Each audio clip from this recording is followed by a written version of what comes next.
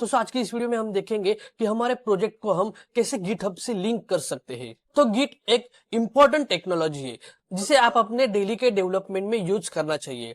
अब हम देखते हैं कि इसे क्यों यूज करना चाहिए। क्योंकि हम हमारे कोड की वर्जन हिस्ट्री को मेंटेन कर सकते हैं। फ्यूचर में देख सकते हैं कि हमारे कोड के अंदर हमने कब चेंजेस किए थे, क्या चेंजेस किए थे, सभी हिस्ट्री को हम फ्यूचर में देख सकते हैं। और जो हमारा प्रोजेक्ट है वो गिटहब पे सेव रहेगा, तो उसे हम कभी भी एक्सेस कर सकते हैं। तो जैसे हमने रिएक्ट का प्रोजेक्ट इंस्टॉल किया है, अब इसे हमें गिटहब से लिंक करना है।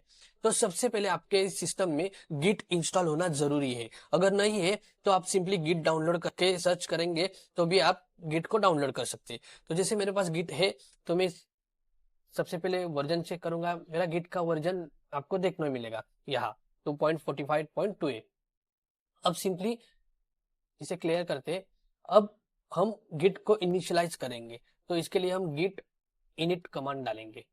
तो जैसे आप गिट इनिट करते हैं तो हमारा एम्प्टी गिट रिपोजिटरी रेडी होता है।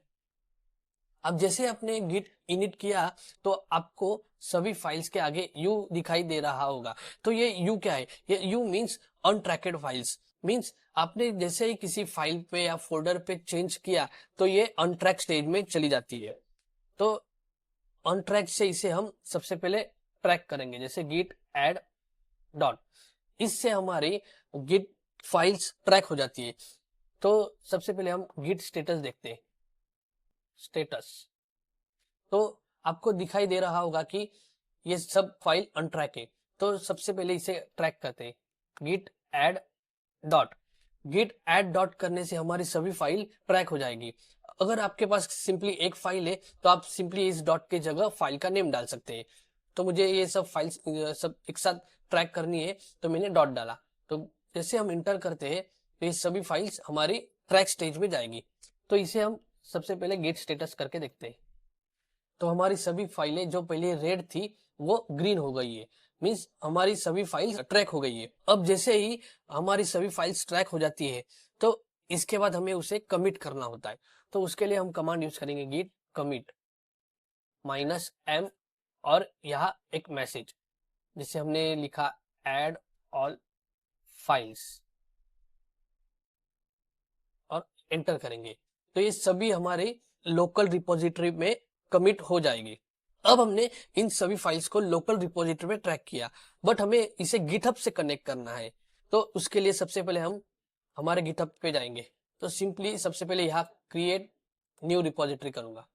रिपोजिटरी का सिंपली हम नाम दे देंगे, जैसे मैं हमारा रिएक्ट प्रोजेक्ट सिंपली ऐसे नाम देता हूँ और सिंपली क्रिएट रिपोजिटरी करेंगे। आपको पब्लिक रखना है या प्राइवेट रखना है आपके हिसाब से आप कर सकते हो। तो जैसे मैंने पब्लिक रखा और क्रिएट रिपोजिटरी पे क्लिक किया। अब जैसे क्रिएट रिपोजिटरी पे आप क्लिक करते हो तो आपको ये दो ऑप्शन देगा। एक तो यहाँ से सिंपली मीन्स अगर आपने आपके प्रोजेक्ट को इनिशियलाइज नहीं किया तो ये कमांड यूज करना है, बट हमने हमारे प्रोजेक्ट को यहाँ इनिशियलाइज किया हुआ है, प्रोजेक्ट को इनिशियलाइज कर दिया है, तो मैं ये सब कमांड को यूज करूंगा।